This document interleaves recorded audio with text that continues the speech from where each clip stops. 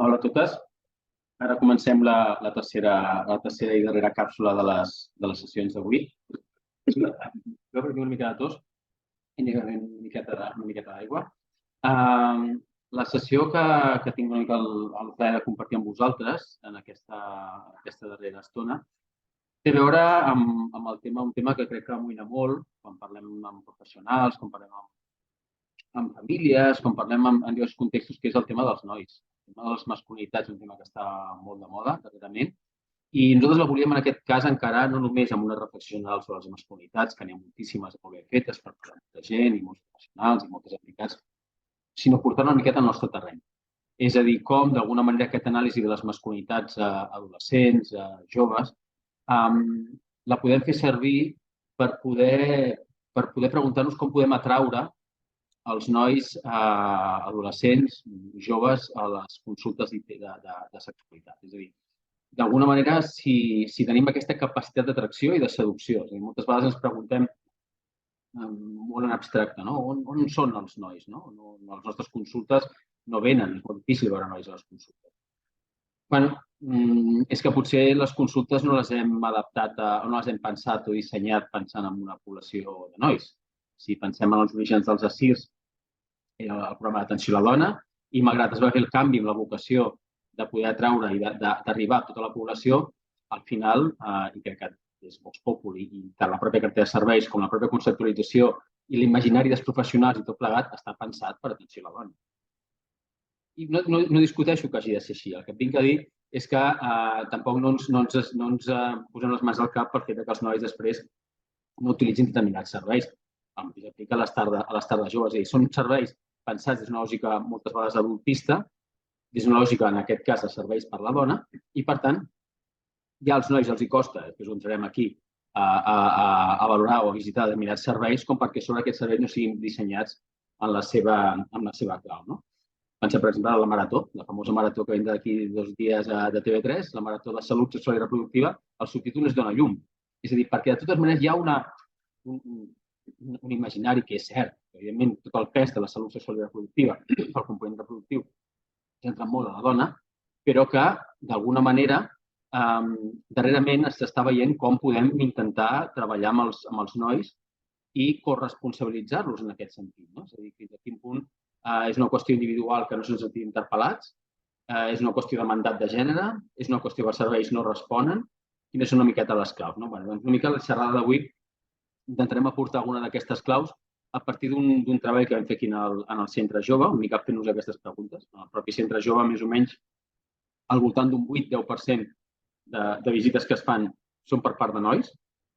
La majoria tenen a veure amb les ITS, jo crec que és l'espai on habitualment els nois van a fer consultes, i també n'hi ha molts com a acompanyants, no? Que també era molt interessant de copsar la seva opinió. Vam fer un petit estudi que una mica l'eix de la intervenció d'avui passarà per exposar-vos els resultats amb aquest objectiu, no? De com podem atraure els nois, d'una banda, i d'altra banda, com aquells nois que els tenim o que puguem atendre's en algun espai, el que sigui, com podem intervenir des d'una mirada de la sexualitat que pugui ser transformadora. No? I que, per tant, parteix de la idea que hem de conèixer molt bé quins són aquests mandats de la sexualitat masculina. No? És a dir, que crec que cada cop més ens hem anat entrenant, afortunadament, a posar-nos aquestes ulleres liles i entendre la sexualitat sota aquest prisma del patriarcat i dels mandats de gènere. I crec que cada cop més, en el cas de les noies, el tenim més clar, però en el cas de la consulta amb els nois, penso que potser ho deduïm o inferim, però crec que no ho hem acabat de treballar del tot. I crec que és imprescindible reconèixer, entrenar-nos a quins són aquests imaginaris d'aquestes masculinitats normatives, com parlo tota l'estona amb més o menys la xerrada d'avui, quan parli de nois i de masculinitats, m'estaré referint tota l'estona a nois i de masculinitats més normatives. Hi ha moltes masculinitats, moltes maneres d'expressar-la, però em centraré en aquesta. Perdó. I, per tant, les hem de conèixer. Hem de conèixer quins són els seus imaginaris sobre la sexualitat. Hem de conèixer quines són les seves pors, els seus neguins. Perquè sense aquest coneixement previ podem passar a les consultes sense una lectura que ens ajudi a ser transformadora. És el que ens passava abans de posar unes ulleres liles en una consulta de les dones, com ara comentava abans la meva companya Mar, en la qual, si no tenim aquestes ulleres liles, se'ns poden passar moltes situacions de violències o de relacions de poder que abans no eren capaços de llegir-les o les normalitzaven. Per tant, una miqueta aquest és l'objectiu de la sessió d'avui. I ara vaig una miqueta a la presentació. Intentaré una mica per seguint. Doncs, això una miqueta el que anava plantejant. La primera és on són els homes en els serveis de consultes. És a dir, és evident que hi ha molt poca freqüència de visites als nois als serveis de salut sexual i reproductiva, molt poques.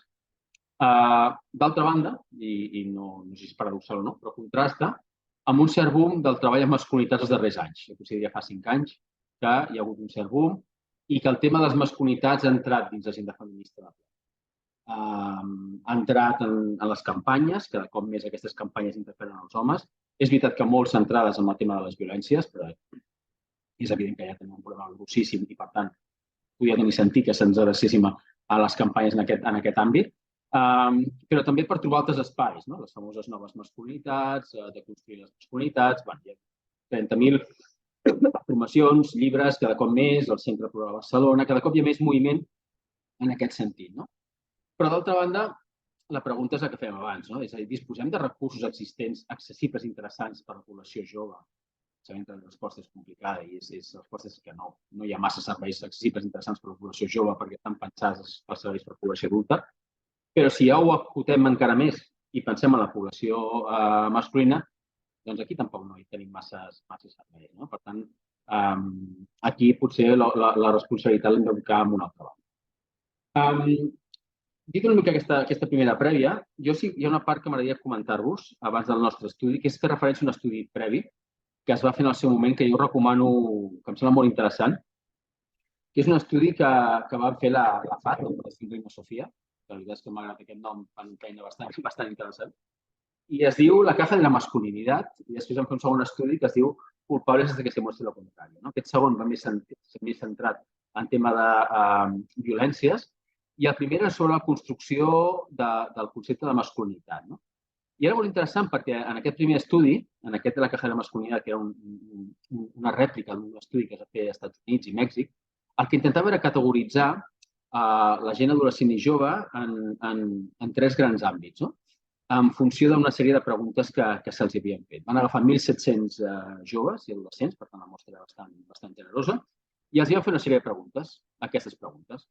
Preguntes que, d'altra banda, quan les llegiu, sonen a preguntes ja esposes, preguntes ja que són de les dures, de masculinitats ja dures. Aquí ja no estem per eufemismes ni cosetes, de l'estil que un home de veritat no pot ser afeminat, un home ha de tenir la major quantitat de parelles sexuals que pugui, és normal que un home recorri a la prostitució per tenir sexe, un home no hauria de plorar en públic. És a dir, són mandats que ens pinyolen, però d'usos, insisteixo, com d'una altra època. I els preguntaven el grau d'afinitat en relació a aquestes frases.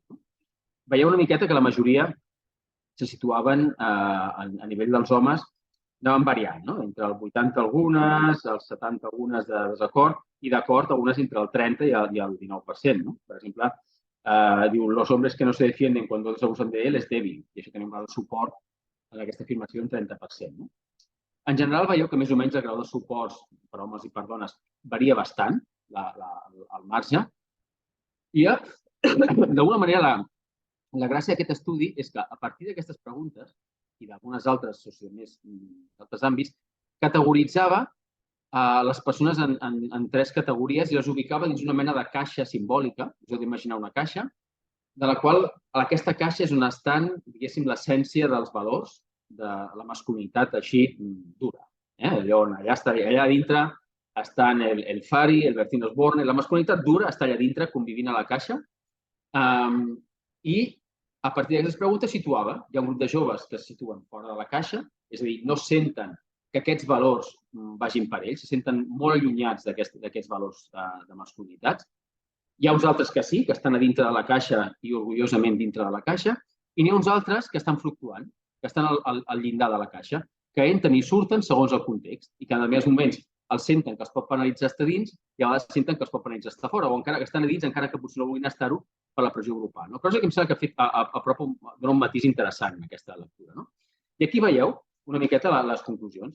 La part de l'esquerra, el color verd, sí que veureu que, per exemple, hi ha una part que no és correcta. La gràfica que vam posar no era tot correcta. És a dir, més o menys, a partir d'aquesta lògica que us he dit, els homes que s'aferren en aquest concepte de la caixa de masculinitat dura serien més o menys al voltant d'un 14%.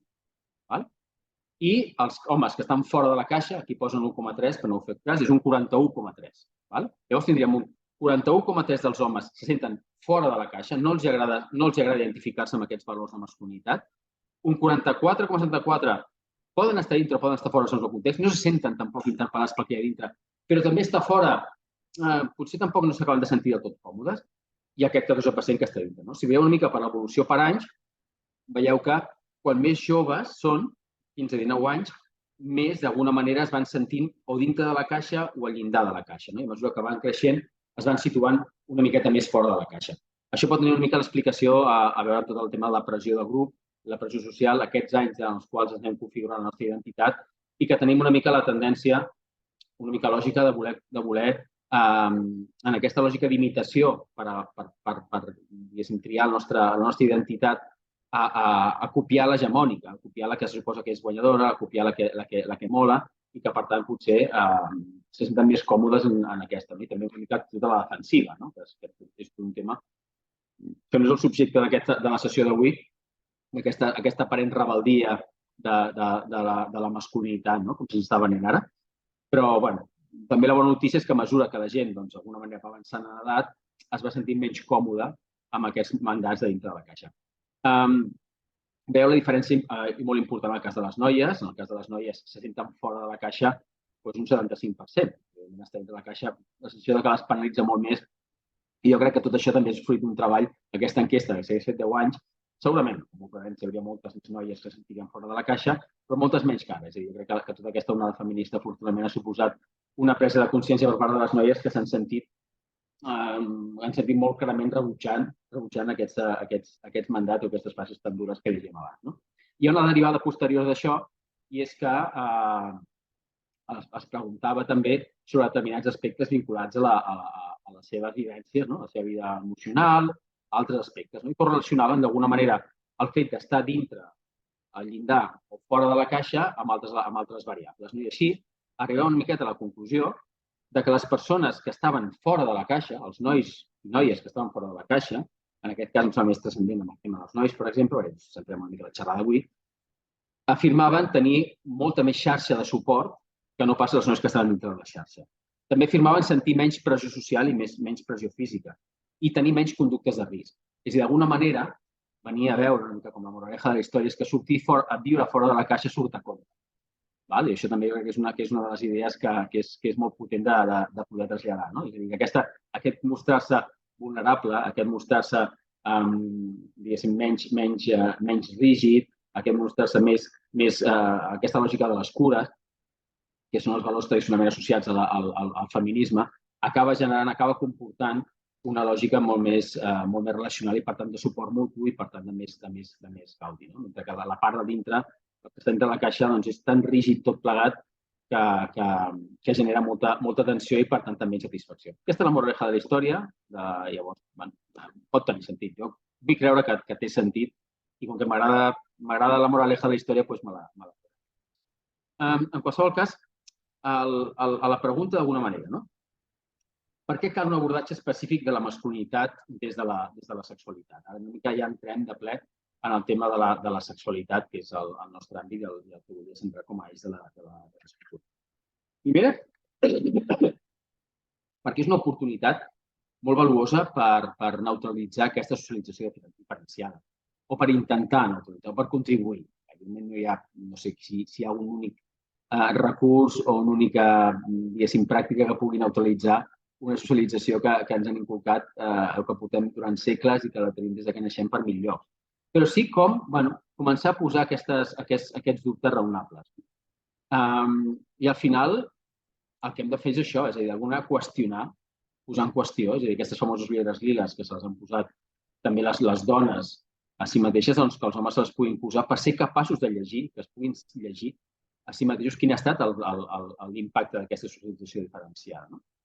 És a dir, què és aquest conjunt de valors i comportaments que limiten el ser home? No? És aquesta contraposició d'allò associat a femení. No? I, per tant, això ja té un valor per ser essencial i superestratègic en tota la lluita feminista. No? És a dir, hem d'aprofitar qualsevol espai que es pugui per neutralitzar l'associació diferenciada.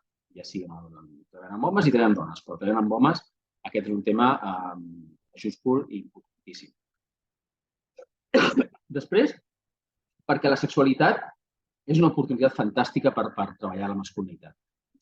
Jo crec que pocs elements hi ha de treball que siguin tan interessants i tan apropiats. Per què? Doncs perquè està estretament lligada. La construcció de la masculinitat no es pot entendre sense la sexualitat. I la vivència de la sexualitat defineix la masculinitat. És un cercle que s'alimenta mútuament. I, per tant, d'alguna manera, a veure, entrar per la banda de la sexualitat és una banda que és entrar per la banda guai. Agrada, en general, la sexualitat. És un tema que interessa, que mou a la gent jove. I, per tant, poder aprofitar aquest interès cap a la sexualitat per capgirar una miqueta el tema i qüestionar determinats aspectes de la masculinitat és una oportunitat que jo crec que no podem deixar passar ni amb intervencions individuals ni amb intervencions grupals. És un carmel que se'ns dona que l'hem de poder aprofitar a partir d'aquí. Però, clar, hem de fer-ho bé. Hem de fer-ho bé i per fer-ho bé vull dir que és important tampoc no trencar el vincle. I moltes vegades quan treballem amb nois, tots aquells que hem treballat amb nois sabem molt difícil que és que de seguida se'ns pot jutjar o se'ns pot llegir com a persones que anem allà a incriminar-los, a qüestionar la seva sexualitat, que ja donem per fet que són agressors en potència, és a dir, ja estan molt a la defensiva en molts casos. És difícil en algunes ocasions. Però penso que si ho fem és una conducta que no permeti un judici previ i que escolti i que les faci, després donem unes quantes estratègies en aquest sentit, penso que pot ser molt interessant. En qualsevol cas, la sexualitat no sé si és l'eix principal per poder treballar les masculinitats, no sé si pot ser-ho, però que és un dels principals, això sí que sembla molt evident. I és una porta d'entrada per treballar aspectes molt temes relacionats, amb el tema com les identitats, la prevenció de violències, les relacions afectives i familiars, tema atractiu, ens acostem d'una forma càlida, propera i acollidora, és una manera d'entrar en àmbits emocionals més propers, un tema guai i sexy, com dèiem abans. Per tant, intentem treballar, intentem aprofitar la sexualitat per això i per anar neutralitzant aquests mandats de gènere, per anar generant una altra cultura de les sexualitats més feminista. A partir d'aquí, per què cal també? Doncs perquè cal cridar la corresponsabilització i l'autocura i a la cura de l'altre com a contribució de feminista. És una obligació que totes tenim, que tothom s'ha de sentir corresponsable i que potser no sempre emetem els missatges en aquest sentit que van en aquesta línia de la corresponsabilització. I crec que està clar que hi ha una percepció general que els homes no se senten corresponsables d'això, és a dir, no són les dones les que assumeixen els riscos en les relacions. Jo crec que és un mandat que el tenim com molt integrat. Jo crec que d'alguna manera hem d'intentar capgirar aquesta situació i plantejar, des de l'ètica relacional, des de l'autocura, la cura de l'altre. Aquests valors són els que han de permetre transformar en aquesta clau feminista. També, ho deia abans, la prevenció de les violències, la masculinitat és el gran reproductor de les violències. És a dir, un dels mandats de la masculinitat, també aquesta violència que s'exerceix ja no només cap a les dones, sinó cap a les persones LGTBI, cap als propis homes, moltes vegades, i d'alguna manera treballar aquesta sexualitat des d'aquest espai de calidesa, d'escolta, i que deixi aflorar una mica tots aquests mandats, ens permetrà també treballar aspectes molt estructurals, tots els aspectes estructurals que sustenten les violències, perquè si no, difícilment els homes s'identifiquen a si mateixos com a agressors o que han comès alguna agressió. I, per tant, moltes vegades, després parlem una mica del tema del consentiment, treballar sobre aquests elements que sustenten la violència, no només cap a la famosa punta de l'iceberg, són elements molt claus, perquè és el moment en què podem treballar, el moment en què encara són espais molt interessants. I d'alguna manera anar avançant o anar capgirant el model d'aquesta famosa cultura de violació cap a una cultura, del consentiment i de les cures, que és cap on volem anar, i que els nois siguin capaços d'identificar i de posar els límits a les violències exercides. És a dir, que no hagi de ser sempre aquesta l'obligació, la responsabilitat de les noies de marcar els límits, que després veureu que habitualment se'ns ha venut així com un dels mandats. Així que jo crec que també, ni que sigui per un tema de prevenció de les violències, valdria la pena treballar des de les masculinitats, des de la sexualitat, però no només, hem vist que hi ha molts altres elements. I aquí plantejo del tema que comentava abans, és a dir, alerta perquè en tot el que la intervenció que estic fent ara m'estic centrant, i he volgut abans deixar la nota ben clara, em centro molt en aquesta masculinitat, diguéssim, normativa o hegemònica. Però n'hi ha moltes i molt diverses. Hi ha moltes corporalitats, expressions que es configuren des dels marges, que no eviten les normes de l'hegemonia, però que d'alguna manera també se senten influenciades. Ningú és aliè a aquestes normes, a nois trans, persones no binàries transmasculines, nois gais, nois amb ploma, persones buig, etc. I, per tant, hi ha moltes maneres d'expressar també les masculinitats que també haurem de ser capaços de llegir-les. És a dir, també, a veure si jo per fer aquesta intervenció o a veure si caiem una miqueta amb el tema de caure al parany d'associar totes les masculinitats al mateix sac. Però sí hem de ser capaços de poder-les discernir i de poder-les llegir, i no pressuposar una o l'altra. Vaig avançant. Des d'on fem aquest treball? Això ja comentava abans amb la meva companya Mar. Aquest treball el fem des de la nostra mirada, del Centre Jove de l'Associació. És una mirada de drets sexuals i reproductius, per tant, és una mirada també que intenta no jutjar, acompanyar, bàsicament. És una perspectiva feminista, que no pot ser d'una altra manera, que deia abans, si ens posem les ulleres files per fer les atencions, per tota la mirada conceptual o intervenció individual, intervenció grupal, també aquesta mirada hem d'aplicar les intervencions amb nois. Se sent sobretot a la població juvenil masculina, és a dir, aquí també l'anàlisi que hem fet se centra en adolescència i primera joventut, no en població adulta. Segurament bona part de les coses que podem plantejar pot ser aplicable a la població adulta, però l'objectiu del nostre treball no ha estat aquesta franja d'edat, insisteixo, adolescència i primera joventut. I l'altra, una mica la idea que és aprofitar el potencial de serveis d'atenció a les sexualitats, de centres educatius i serveis d'acompanyament juvenil. I aquí va una reflexió que volia compartir amb vosaltres, que és que moltes vegades, retornant a la pregunta inicial que plantejava, que és on són els homes, no? La broma aquesta d'agafant el famós eslògan d'on són les dones. Clar, moltes vegades als nostres serveis, al centre jove en veiem pocs, un 10%, a molts dels serveis a CIRS encara també les xifres són molt baixes, però no vol dir que la gent jove, homes, no s'adrecin o no tinguin interacció amb diferents serveis o institucions. Altra cosa és que siguin els serveis o institucions que nosaltres vulguem que s'adrecin. Però hi ha molts punts de contacte de la població adolescent i jove home amb el sistema, si em permeteu l'expressió, amb el sistema adult, el sistema institucional. Hi ha molts educadors de carrers que fan una feina fantàstica, hi ha tot el sistema educatiu, hi ha una xarxa de serveis de joventut de 1000 tipus que interpel·len directament i que fa que els joves s'hi adrecin.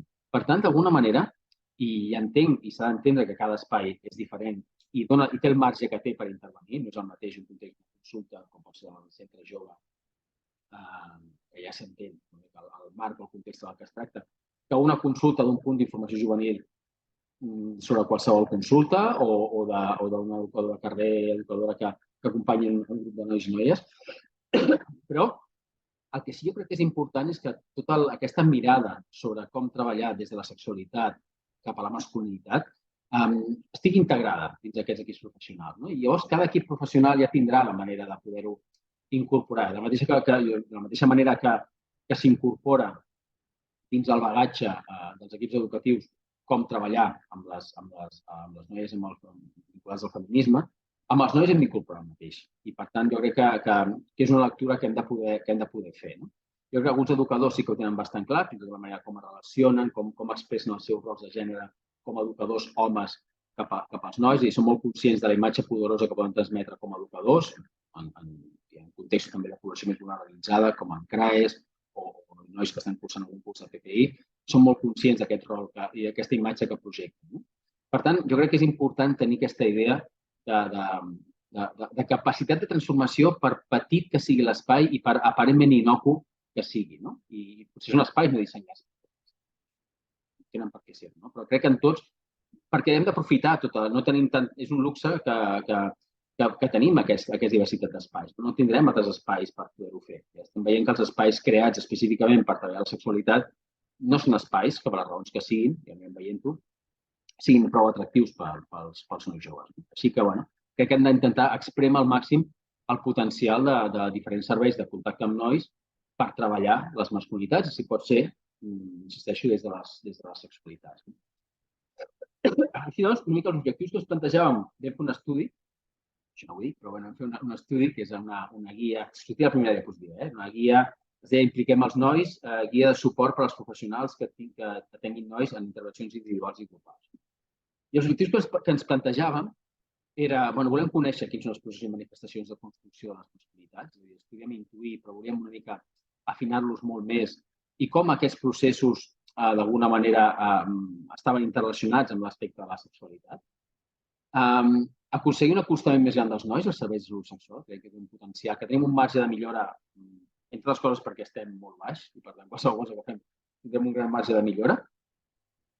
També millorar l'atenció als nois dins el servei i la qualitat de vida quan la salut sexual i reproductiva, és a dir, allò que fem tindrà un impacte notable en la millora de la salut sexual d'aquests nois, i que és el que volem. Fomentar imaginaris alternatius de masculinitat hegemònica, aquesta és més ambiciosa, però que al final, com deia abans, és una petita baula de tot un conjunt de moviments o d'ens, de persones, de serveis, d'activitats que han d'anar treballant en aquesta línia. Augmentar la prevenció de les violències masclistes, potser de manera indirecta, potser no fer-les tan evident. Moltes vegades crec que ens passa el que deia abans, que moltes vegades ja la gent, nois ens veuen molt, ja saben el discurs, el tenen molt après, estan molt a la defensiva i costa molt, se senten molt jutjats, no? I potser des de l'altra banda potser podem connectar millor, no? I també tindrà un efecte preventiu.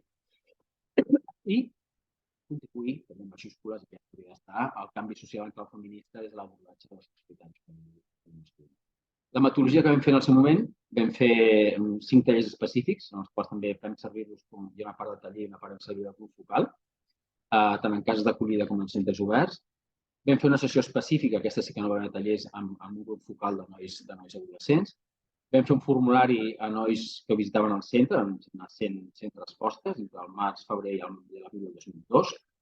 Vam entrevistar l'equip professional del centre jove, vam entrevistar d'altres professionals i vam fer una observació de com fèiem les consultes, els diferents espais, quin era el centre, els materials que teníem, vam fer una mica l'anàlisi de si estàvem o no d'alguna manera integrant aquesta mirada feminista en les atencions als homes i si l'estàvem fent correctament i si podíem fer alguna cosa diferent de la que fèiem amb els objectius que plantejàvem abans. I a partir d'aquí vam plantejar una mica quins són, vam definir coses que són coses que moltes són sabudes i que es troben en molts espais, però van ser les conclusions que evidentment eren molt similars el que diuen molts experts. I és que en aquesta caracterització d'aquesta masculinitat jove al nostre context, i insisteixo, masculinitat més hegemònica, més normativa, l'heterosexualitat, una de les característiques principals, es plantejava com a norma. És a dir, i no només tenia a veure amb l'orientació del desig, sinó molt centrada, per exemple, en les pràctiques. És a dir, que moltes vegades era més un tema de la penetració vaginal com un de l'imaginari central de la masculinitat. I per tant, aquí també tenia moltes interaccions amb el tema del pensament monògam, també relacionat amb mites de l'amor romàntic. És a dir, aquesta és una de les normes que pesava molt. És una norma que és bastant lògic, perquè és que la societat és aquest el mandat. Vull dir que al final la gent jove no deixa de reflectir el que se'ls projecta. Vull dir que no plantegem això per dir, ostres, que malament tot, sinó que és normal. L'estrany seria que fos una altra cosa. Després també l'homofòbia i misogínia interioritzada. I en aquest cas és interessant, perquè, i això suposo que si heu tingut l'oportunitat de treballar, que també moltes vegades canvia molt si treballem amb nois en consulta individual, en un espai individual, si hem estat capaces de generar un espai de seguretat o de vincle o de confiança, que un espai grupal. Ja sabeu tots que heu fet intervencions grupals amb joves, que el que passa molt sovint és que nosaltres observem, no és una postura en ser majoritària, la homofòbia o la misogínia, però és freqüent, és a dir, apareix amb certa freqüència. Però el problema és que quan apareix aquesta veu, és una veu amb molt pes dins del grup, el grup normalment no hi ha una tendència a rebatre'l, cada cop més, es veu un cert canvi, però encara no hi ha tendència a rebatre'l i acaba sent legitimat pel silenci, i per tant això acostuma a passar. I després que també les mostres de rebuig moltes vegades no són tan associades a la persona com a tal, als gais, no sé què, sinó a les pràctiques. És a dir, és el tema de que les pràctiques o allò que es veu. No agraden les mostres d'afecte dels homes, les expressions de gènere en ploma, la famosa plomofòbia, és a dir, aquesta idea de que facin el que vulguin mentre no ho facin davant meu, perquè a mi em molesta dos homes fent-se un petó, o un noi que tingui ploma, o una noia que tingui aspecte de carboner perquè és la lesbiana, que no sé què. Doncs és l'expressió la que ens fa generar aquests imaginaris pejoratius cap a persones que no siguin, que no es manifestin amb l'heteronorma, en aquest sentit. I, per tant, això també s'ha de poder tenir en compte, quin és el mandat que hi ha aquí. Per exemple, el sexe anal entre homes és una cosa que normalment acostuma a espantar molt els nois i que acostuma, és com a les pràctiques. No tinc problema amb els gais, però el sexe anal entre homes, i això també és una de les línies de flotació importants a plantejar. Ben curiós. Un altre dels mandats és la potència masculina. L'erecció, la durada de l'ejaculació, és a dir, se'ns ha ensenyat als homes que hem d'haver nascut amb una sexualitat ja presa, que hem de saber-ne plaer, ja hem nascut així, se suposa, i que hem de ser actius, donants de plaer. Hi ha una pressió enorme per estar a l'alçada. I, a més, el tema de la sexualitat, el tema de fer-ho, és un ritual de pas de nen a home. És a dir, poca broma, passar de nen a home. I la manera de fer-ho, ara que no sé si no hi ha el saber militar i abans la manera de fer-ho, ara és tenir relacions sexuals. En qualsevol cas, és molta pressió la que reben els homes, que és una mica la idea aquí en el centre. El programa que tenim nosaltres del Més Plaers, que és l'atenció al plaer, una atenció més sexològica, més oberta, aquí els casos que rebem de nois moltes vegades tenen a veure amb com poden viure en silenci, perquè realment ho viuen en silenci, situacions que són molt quotidianes de la sexualitat, molt vinculades a les primeres vegades, quan estem aprenent, és normal, que no surti bé, dels nervis o mil coses. Perdem l'erecció, les durades de les ejaculacions, tenim la sensació que ens correm molt ràpid, o que la nostra penis mira cap a l'esquerra o mira cap a la dreta i no tenim els nostres genitals on hauríem d'estar, o mil coses. Són coses, la majoria d'elles, que entren perfectament en un concepte de normalitat. El que passa és que les problematitzem molt perquè el mandat no és aquest. Se'ns ha dit que nosaltres hem d'estar sempre disposats i de ser capaces de poder-ho fer sempre i bé.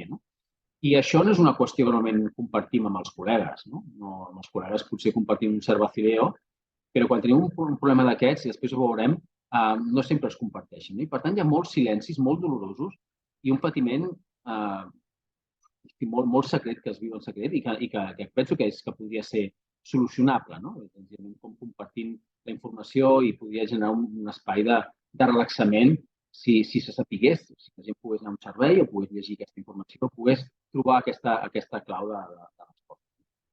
En qualsevol cas, la potència masculina clarament és un dels eixos d'aquesta masculinitat vinculada a la sexualitat, com ho és també la complicitat masculina.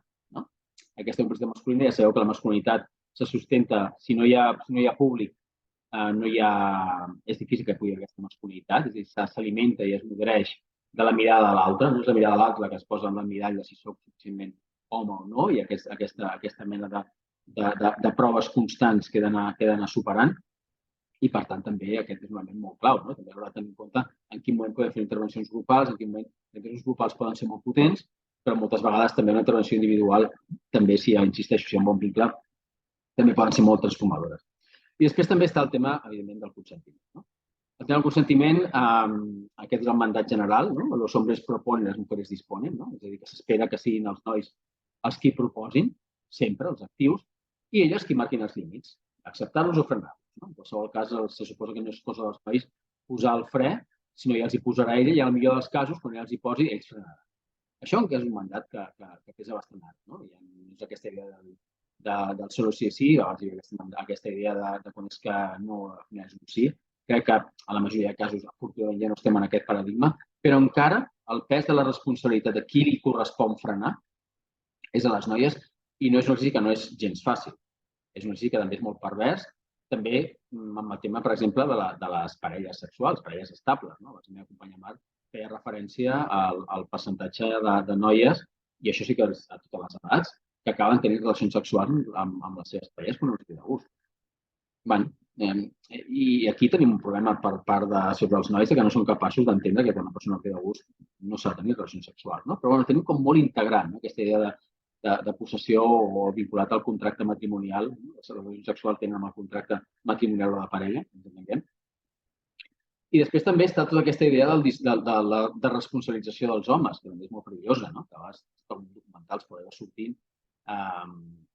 d'aquests documentals horribles de generació porno o de més, que em semblava que els homes fossin irresponsables o ens desresponsabilitzaven, apel·lant a aquest impuls irrefrenable o necessitat biològica. Jo crec que trencar tot això i dir, ojo, que no hi ha una necessitat biològica irrefrenable, no hi ha un impuls que ens vingui de fàbrica, és quelcom construït. Crec que també ens ha d'ajudar-ho a situar des d'un altre lloc. I per tant, aquí, en això, el consentiment, la clau és que els homes posin el límit, evidentment, abans d'exercir qualsevol intervenció, sigui capaç de llegir a la seva parella les claus de consentiment, el plaer, el gaudi, aquest consentiment que s'ha anat provant, etc. Algunes altres preguntes que els hi vam fer, que ens semblaven molt interessants i que donen peu una mica a un cert anàlisi. Primera, això, quins són els temes que més li interessaven sobre la sexualitat? I aquí veieu que és curiós, perquè més o menys un 14% ens deien que el que més els preocupava era com donar plaer. És significatiu. Aquesta idea de com donar plaer és un temazo, és a dir, es podien marcar més d'un, però van ser més o menys 40 de 220 respostes. És molt interessant això, perquè dona peu a pensar que realment tenim aquí un tema que podem aprofitar, el tema del plaer i l'interès per aquí. També hi havia l'interès prevenció d'ITS, les emocions, els drets sexuals i un calatge enorme d'altres. Però aquí sí que em sembla molt interessant perquè podíem marcar més d'una resposta, però, per tant, si de 100 persones que van contestar l'enquesta, 40 per donar plaer, 14% del total de respostes, però el total de persones joves veiem que 4 de cada 10 van marcar que el donar plaer per ells era important. Per tant, intentem treballar des d'aquí, des del plaer, i que és una cosa que hem treballat moltes vegades nosaltres i moltes altres entitats i que cada cop es va treballant més, posar el focus al tema del plaer, que moltes vegades, i això és una cosa que tradicionalment sempre hem apostat des del CEJAS, de no posar el focus en els riscos, que és una mica el mandat biomèdic tradicional que tenim en sexualitat, el tema d'ITS o anticonceptius. Si posem el focus en el plaer, en el gaudi, en la salut sexual, en la cultura, tots aquests elements interpel·len de manera majoritària tota la població. Si posem en els riscos, es pot sentir més interpel·lat per un risc o un altre, amb la qual fa que pràcticament els únics serveis que van acudir els que acudeixen els nois siguin els serveis ITS, al centre, a drassanes o a d'altres dispositius. Per tant, treballar des d'allà té un valor també molt important. Després els hi preguntàvem quins eren els motius pels quals els costava més als nois venir als serveis de salut sexual. Podem marcar màxim de respostes. I aquí la que més s'emporta, la que més guanya, una és el desconeixement i l'altra és la vergonya. Són aquestes dues respostes que per mi són les més rellevants. Desconeixement i vergonya. Desconeixement, després veureu, us ensenyaré una mica el coneixement que tenen dels diferents recursos, però en general, quan els hi preguntes on aniries, molts d'ells no ho saben. I si l'única opció que tenen al cap és anar al seu metge o metgessa de capçalera, al seu cap, perquè tothom coneix el seu cap. Alguns han acabat, tots just han acabat de pediàtrica, altres perquè ja tenen més de 16, 17, 18 anys, han començat a anar al cap perquè un dia els va fer un esquin jugant a bàsquet o qualsevol cosa. Se'ls fa difícil per aquests nois imaginar-se anant al CEBET al CAP, el seu metge o metgessa de capçalera, a fer qualsevol consulta sobre sexualitat. I no els hi falta raó que se'ls hi faci difícil, perquè són serveis que no estan massa ben pensats o molt encara orientats, malauradament, per fer aquestes consultes, i que massa sovint podrien generar un judici cap a aquests nois. I això us ho diem perquè ho sabem i ho hem viscut i veiem aquí en el centre jove usuaris que ens ho expliquen. És a dir, i per tant, no sap on anar, no sé on anar. És que hi ha un tema que tenim un problema molt important, que és la manca de desconeixement cap als serveis. Alguns els desconeixen i altres que realment no tenim massa oferta que oferir-los. I després està la vergonya. La vergonya, que evidentment està associada amb un dels mandats de la masculinitat, és a dir, no demanar, aquest fet de sentir-te invulnerable, aquest fet de no demanar ajuda per no mostrar feblesa, fa que en molts casos, per molt malament que es passi, i quan són temes que ens consideren molt íntims, com per no recórrer, entre la vergonya, la por, el desconeixement, molts d'aquests temes no són resolts. I jo el que vulgui és que hi ha molts, milers, desenes de milers de nois joves que tenen dubtes i que tenen neguits i que si els oferíssim la possibilitat de poder-los un espai, de poder-los resoldre, l'utilitzarien, però potser hem de tocar les tecles justes perquè això sigui així. Perquè sabem que hi ha problemes. Els nois comencen les seves relacions sexuals en algun moment, hi ha milers de joves que comencen cada any les seves relacions sexuals compartides i hi ha, abans i tot, i per tant, cada cop hi ha molts milers de joves que tenen aquests dubtes que sempre són els mateixos, aquests neguits, que dèiem abans sobre la potència, sobre aquests mandats de la masculinitat que han de satisfer a nivell de la sexualitat. Però, clar, entre una cosa i per l'altra no acabem de trobar l'entrellat. Hi ha alguns que diuen no ofereixen recursos buscats, no es troben, uns altres diuen no reben una bona atenció i un altre diuen falta d'interès. També pot ser. Quan els preguntem quines són les característiques consideres importants, trobar un centre o un servei de salut sexual, són molt semblants entre ells, són bastant lògiques quan plantegem a la població adolescent i jove, i potser també vinculat a la masculinitat, és a dir, aquesta vergonya, aquesta por de sentir-te vulnerable fa que triïs molt bé i que no vulguis anar a espais on sentis que poden jutjar o que es pot saber on vas. Moltes vegades té a veure amb un prejudici sobre la confidencialitat del sistema, però, bueno, en qualsevol cas, hi ha aquest desig per part de la gent, jo crec que per part de la gent jove en general. Però crec que quan més feble és, en aquest cas, quan major és la vulnerabilitat o la sensació de vulnerabilitat, amb la sensació de vergonya, doncs en aquest cas s'augmenta una mica la necessitat de la confidencialitat. Per exemple, aquí, la confidencialitat, la confiança, l'anonimat, l'accessibilitat horària, l'atenció física prèvia, són elements que són claus per poder... Tot això garanteix? No garanteix, però evident que si no tenim aquests elements, no tenim una bona accessibilitat horària, això passa a qualsevol atenció que es faci amb joves, nois o noies. L'anonimat és molt important, o el que passem com a anonimat, etc. Són elements molt claus que al sistema costa molt que treballem en aquesta clau, perquè volem que les persones usuàries s'adaptin al que plantegem com a sistema i està clar que no acabem d'ajustar en això. Després, hi ha, que dèiem abans, una certa dificultat i resistència per mostrar-se vulnerables i això té a veure amb el que dèiem abans de la dificultat d'aproximar-se a alguns serveis. També hem vist, insisteixo, hem descobert la sopa d'all, també hi ha molta gent que ho va valorant, però que hi havia una manca de referents de masculinitats alineades amb valors feministes. Aquí també tenim un problema. És a dir, cada cop hi ha més referents de feministes, feministes per noies, cada cop molt més potents, però encara no tenim tants referents de masculinitat, alineades amb valors feministes. I els que tenim potser encara no són prou mainstream, per dir-ho, prou hegemònics, perquè puguin arribar a molta població.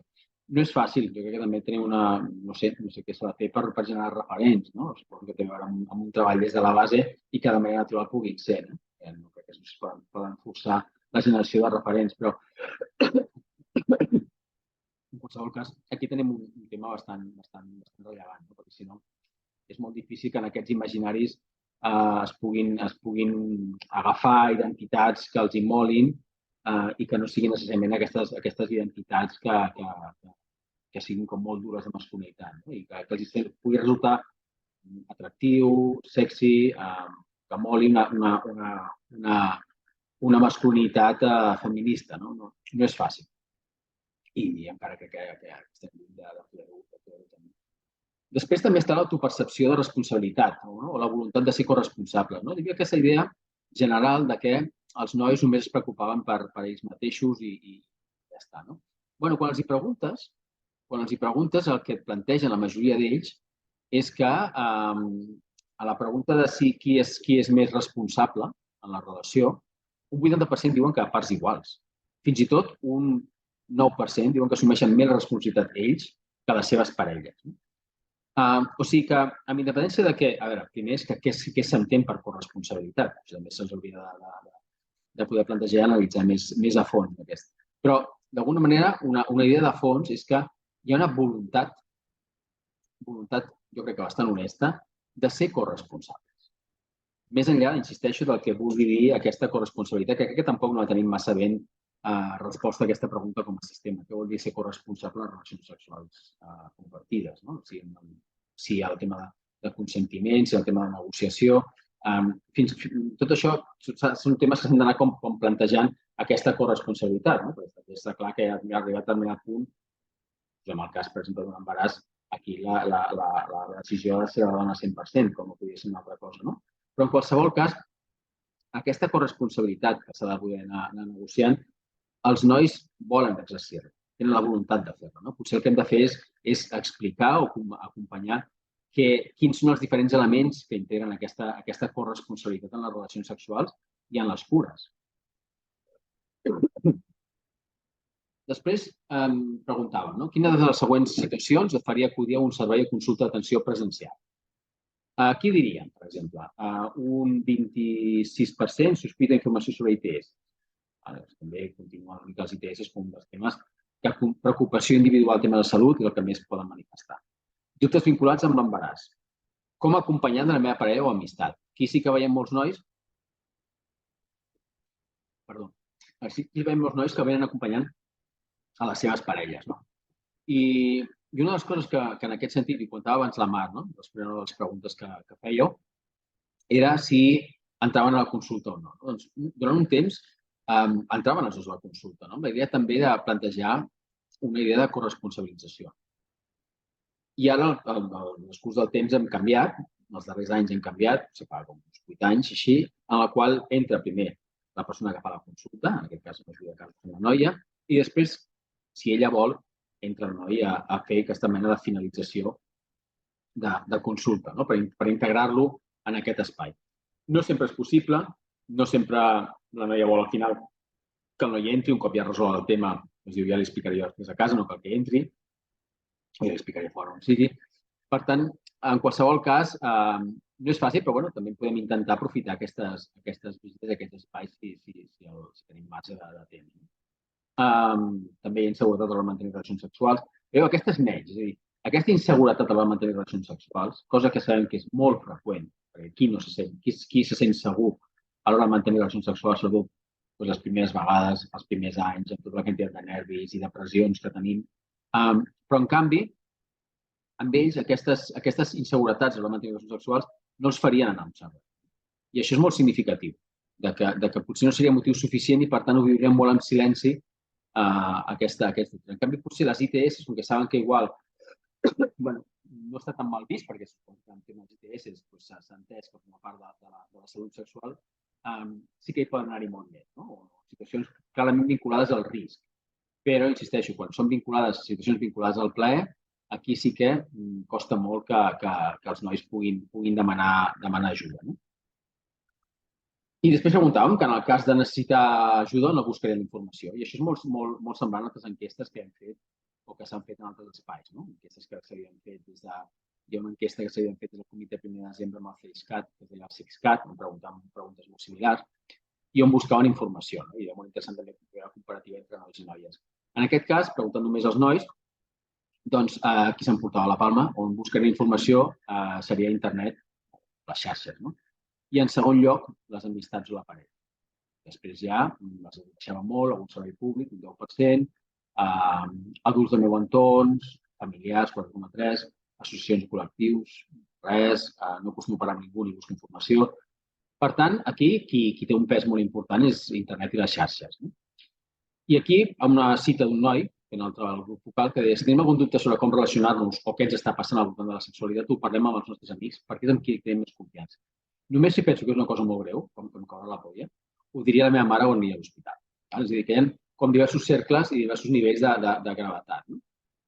Jo crec que una miqueta la idea és, si hi ha temes que són molt, molt íntims, que costa fins i tot de compartir-ho amb col·legues, vinculats als que dèiem abans, aquests mandats de la potència masculina, fins i tot costa de compartir-ho amb col·legues, però igual sí que es poden arribar a fer. Després, si sento qualsevol molèstia o em pica no sé què, llavors sí que he d'anar a aquest concepte de se'm caure la polla. Llavors sí que corro per anar a l'hospital o on sigui. Però hi ha un filtre previ que fa que jo aguanti els meus neguits o les meves pors per vergonya, per poder mostrar-me vulnerable, perquè no trobo uns serveis adequats, etc. I el fet de trobar-ho per internet crec que és molt rellevant, perquè d'alguna manera això sí que ens dona algunes pistes molt claus, en el sentit que moltes vegades, potser de cara als nois és molt important la informació que estigui a l'espai web. Hi ha molts dubtes o moltes consultes que sí que es poden resoldre per aquí. Evidentment, hi ha consultes mèdiques que només es poden resoldre amb una visita. Hi ha coses que no poden, diguéssim, substituir la presencialitat. Però hi ha d'altres que sí. És a dir, hi ha moltes informacions que poden ajudar a relaxar, una informació acurada, una informació que no generi més estrès, una informació que sigui ajustada, que permeti respirar i veure que el que et passa a tu és més general, llegir, hi ha casos com els que et passen a tu.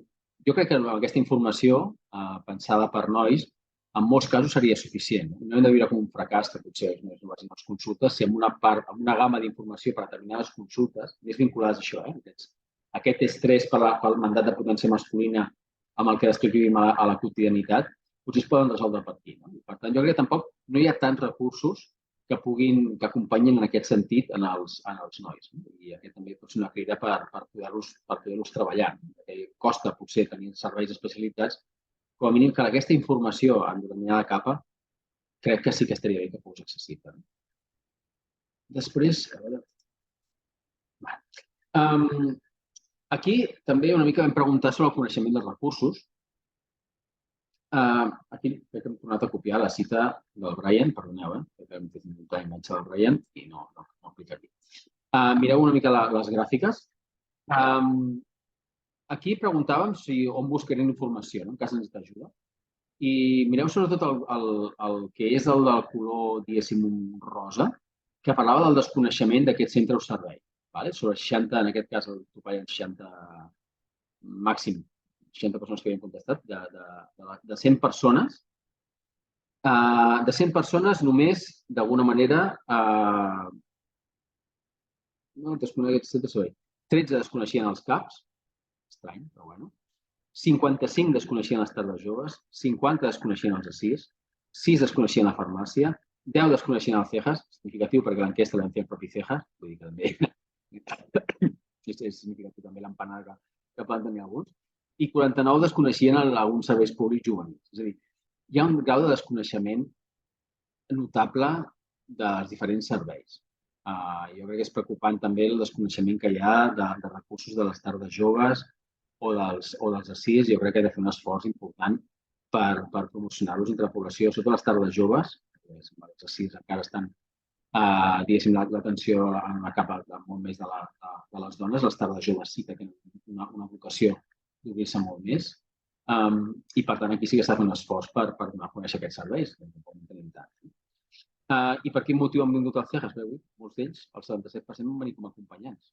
I 8% aquests dels 100 que van fer les enquestes, que tenen a la recepció. Per tant, hi ha molts que van acompanyant també. Això també és un espai també que s'ha de valorar com a corresponsabilització d'alguna manera. També d'acompanyar a la visita anem veient molt sovint a les consultes. En relació a la vinculació als recursos, acabem abans. És a dir, el 70% dels joves afirma que els mitjans d'accés a informació en cas d'entitat són internet o aplicacions. I aquí, un altre cop, la importància del món virtual i davant la dificultat d'apropar-se als serveis, hem d'intentar promoure al màxim consultes autònomes. Allà fins on es pugui, que deia abans. Per exemple, deia un noi, deia el Pol. El primer que faig quan tinc un dubte, el que sigui, és buscar a internet, aquí hi ha tota la informació i és la més fàcil. O sigui, és el mòbil en un moment. Després, si no em serveix, no trobo que vull, ja busco altres maneres. És el que ens movem ara en aquesta època i també ajuda a un cert anonimat, a un cert espai de fer-ho a casa i per a aquests contextos de major por a l'exposició, de vergonya, doncs són molt útils. Per tant, jo crec que també hem d'aprofitar tot aquest potencial que pot tenir la informació a internet o a les xarxes. I acabo una mica amb les propostes d'acció, no? Què podem fer i des d'on. I que una mica també síntesi del que hem anat comentant en aquesta xarxa. Primer, disposar, treballar la sexualitat des de la triangulació, plaer, sentiments, decisions. I jo crec que és un triangle molt clau, molt estudiat, aquells que treballem en temes de sexualitat, adolescència, educació sexual. És un triangle que s'alimenta, no? I no podem parlar del plaer sense parlar dels sentiments, de les decisions i com aquestes decisions impacten en mi i impacten en la cura de l'altra persona. Aquests són elements que s'ha de tenir en compte en qualsevol consulta, no? O qualsevol espai en el qual estiguem parlant de sexualitat. No? Estem massa acostumats encara, quan parlem de sexualitat en adolescència, a parlar des dels riscos, molt sovint des de la por, molt sovint des d'una mirada biologicista.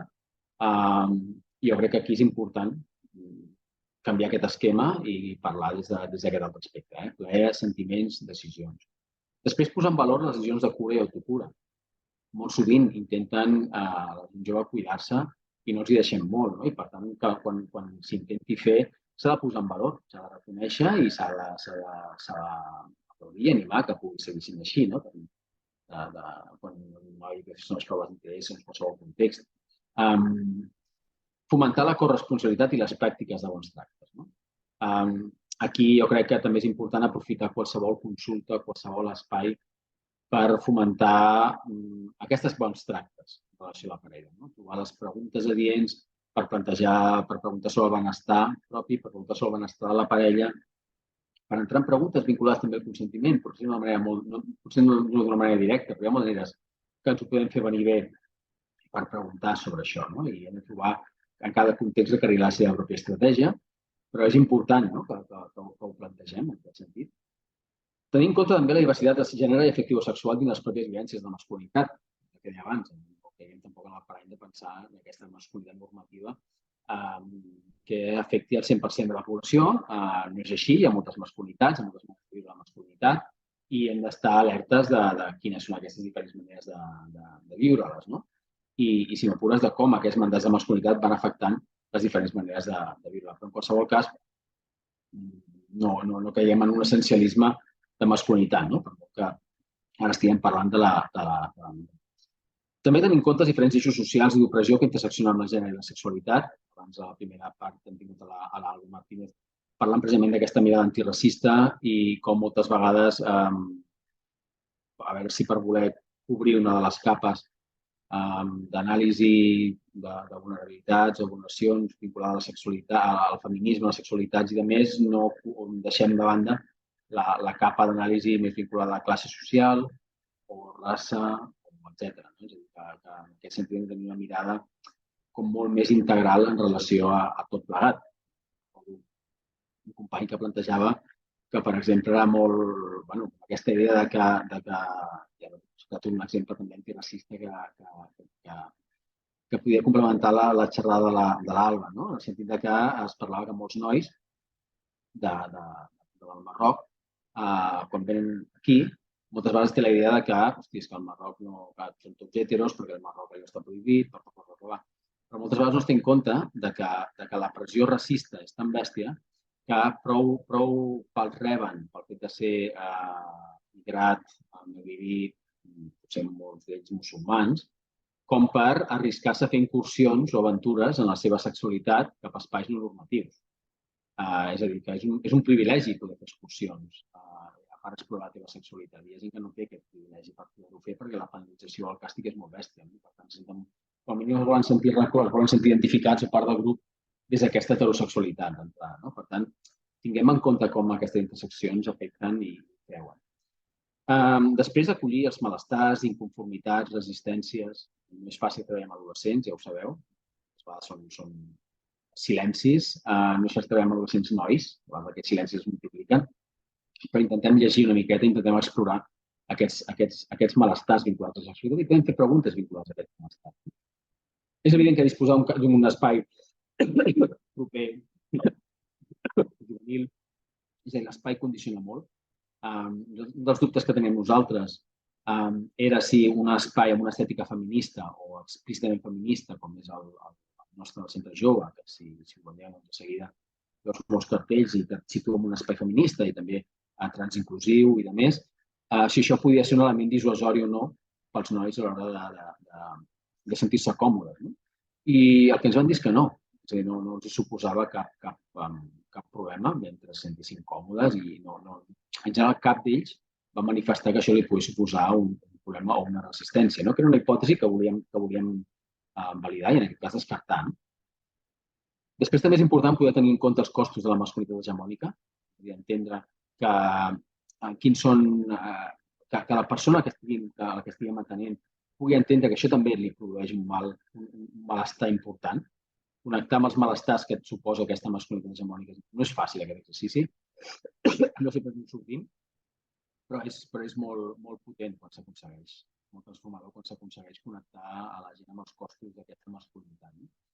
Trencar el tabú de la vulnerabilitat, indagar més enllà del motiu de consulta, també no quedar-nos, com dèiem abans, en aquesta part més biomèdica o atenció biològica, és a dir, intentar anar més enllà. Nosaltres, per exemple, vam començar a fer un treball vinculant a fer un treball de prevenció de detecció de violències masclistes en els contextos de proves ITS. No tenim tantes oportunitats per detectar violències masclistes, violències sexuals. Hi ha molta gent que fa proves ITS. Anem a treballar-les, anem a detectar-les tant en context hetero com en context d'homes que tenen sexe amb homes, perquè també és molt freqüent les violències sexuals entre homes que tenen sexe amb homes.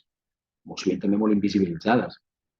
De la mateixa manera que aquell va ser un intent de poder aprofitar aquestes visites per detectar també situacions de violències i posar tot el tema del consentiment sobre la taula, de la mateixa manera podem fer-ho amb les sexualitats en un sentit més general, d'explorar més enllà del motiu biomèdic i anar, insisteixo, en aquest triangle de plaer, emocions, decisions. Fer la detecció de violències, ho hem comentat, la confidencialitat i privadesa.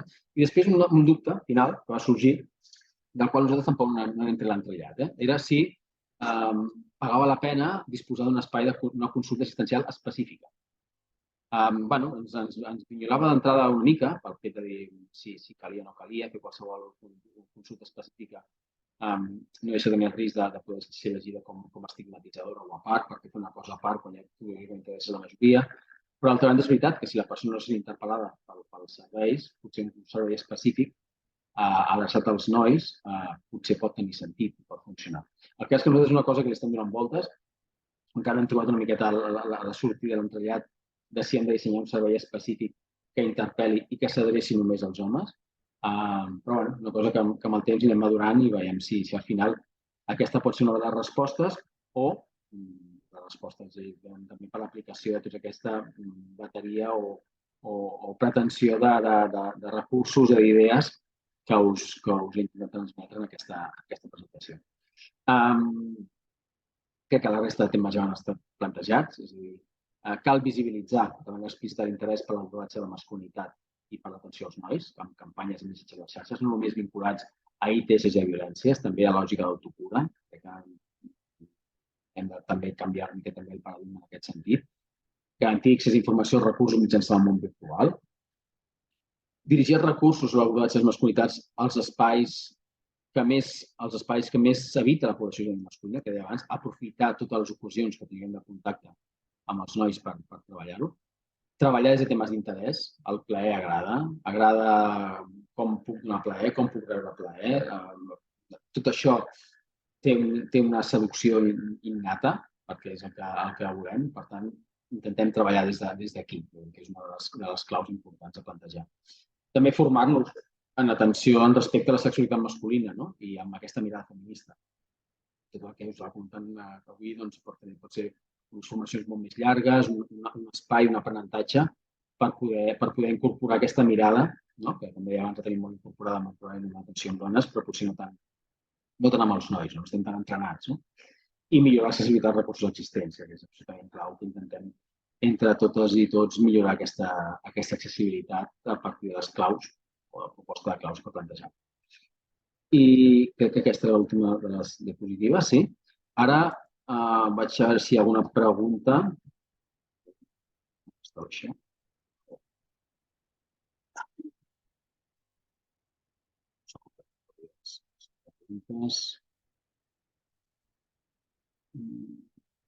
Preguntes i respostes, sí.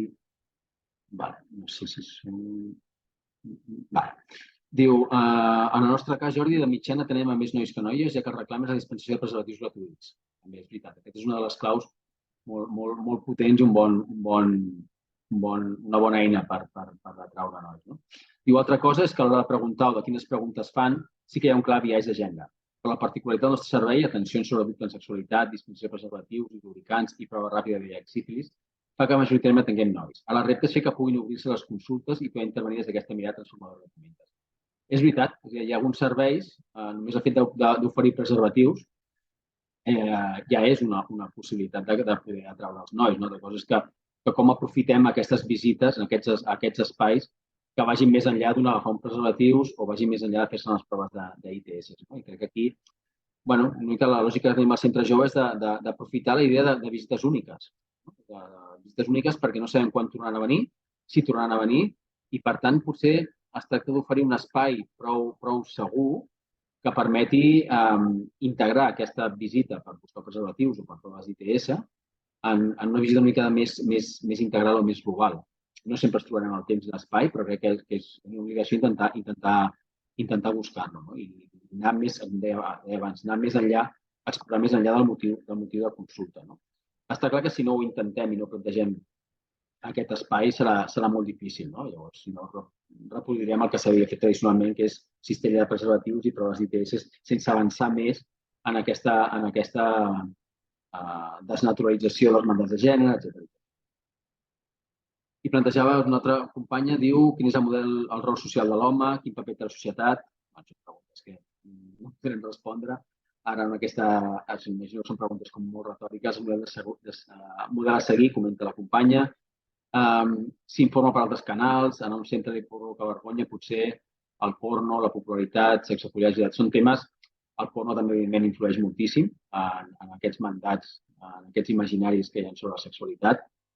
També és un altre tema a part, també, el tema del porno i com influeix i quines són el pensament crític, com podem treballar el pensament crític al voltant del porno i quines són les eines de resistència davant d'aquests imaginaris.